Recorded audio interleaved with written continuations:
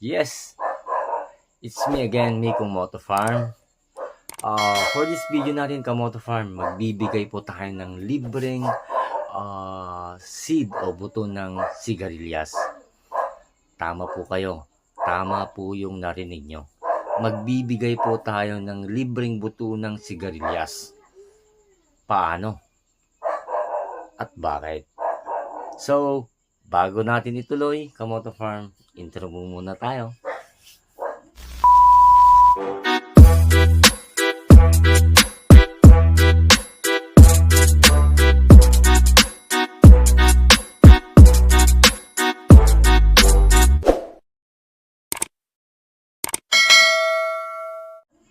Yes, tama po Kamoto Farm yung narinig nyo.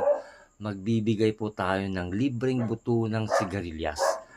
Pero, syempre, bago po natin ibigay yung libreng buto ng sigarilyas, kailangan po muna nating sundan yung mga mechanics na ating gagawin, di ba?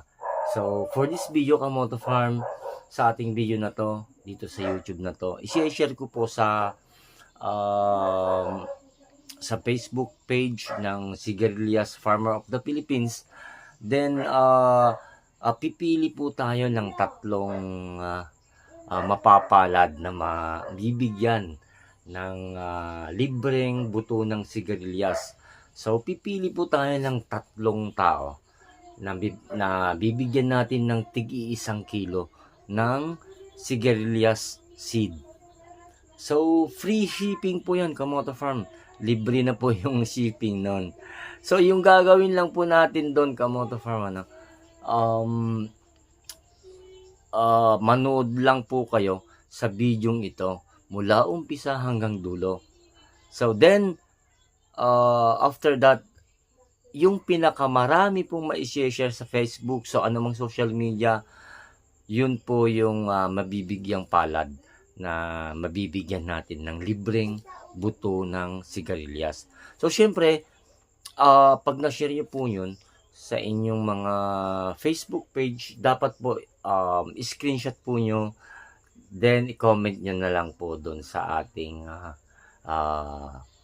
sigarilyas Farmer of the Philippines na sa Facebook page natin. So, ganun lang po kadali yung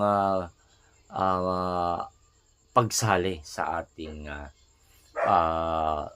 pagbigay ng libreng buto ng sigarilyas. So, alam ko marami po yung gustong magtanim ng sigarilyas. Pero hindi po tayo pare-pareho ng bulsa, hindi po tayo pare-pareho ng estado ng buhay, na kung meron man tayong pambili o wala. So, this is the chance, this is the time na magbibigay po tayo ng libreng buto. So yung buto ng sigarilyas na yun, kailangan alagaan po nyo. Kasi yung buto ng sigarilyas na ibibigay ko, Kamoto Farm, ay magagamit po natin yun ng ulit-ulit. Pwede po natin siyang gawing binhi. Every year, gawin natin po siyang binhi, wala pong problema. Wag lang po nyong iimbak ng matagal bago nyo itanim, kasi hindi po yung tutubo, promise. So then, sa mga mabibigyan ko po o sa mga mag-uumpisang magtatanim ng sigarilyas,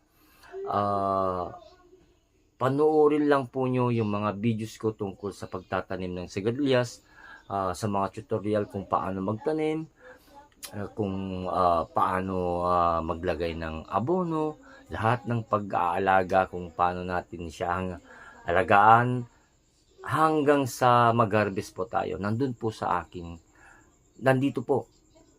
aking YouTube channel. So, anyway, Kamoto Farm, gagawin ko po ito ng taus-puso dahil po sa walang sawa po niyong pagsuporta sa aking channel. Maraming salamat po. Kahit konti pa lang po tayo sa aking channel, maraming salamat po. And then sa mga bago po sa aking channel, Kamoto Farm, humihingi po ako ng favor, Kamoto Farm. na sa mga bago po sa akin channel, please po, pa-subscribe po sa aking channel. Malaking tulong po yun para sa akin. Pasensya na po kayo, medyo maingay po sa labas kasi yung mga aso dahil may mga tao na ano. So then, ganun lang po yung gagawin natin, Kamoto Farm, ano. Pinakamaraming share, sila po yung mabibigyan.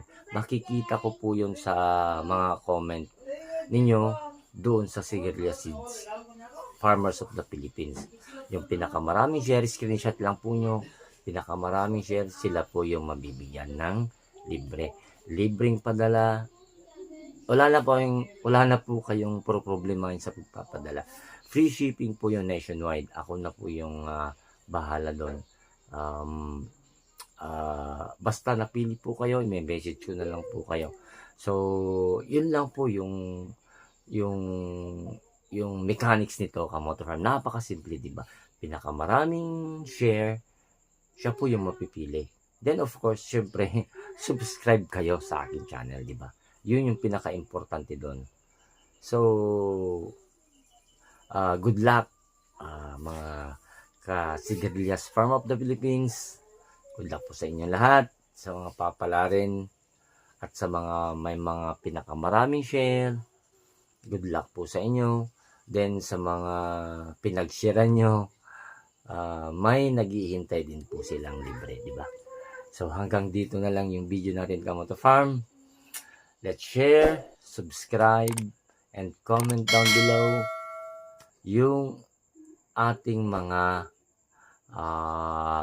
na-share na screenshot nyo. Kamoto Farm, signing off. God bless everyone. Bye!